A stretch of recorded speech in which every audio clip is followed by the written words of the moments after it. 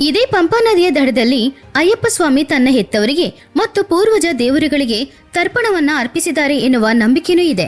ಆ ಕಾರಣದಿಂದಾನೇ ಅನೇಕ ಅಯ್ಯಪ್ಪ ಭಕ್ತರು ಪಂಪಾ ನದಿಯ ದಡದಲ್ಲಿ ತಮ್ಮ ಪೂರ್ವಜರಿಗೆ ತರ್ಪಣ ಅರ್ಪಿಸುವುದನ್ನ ಸಂಪ್ರದಾಯವಾಗಿ ಇಟ್ಕೊಂಡಿದ್ದಾರೆ.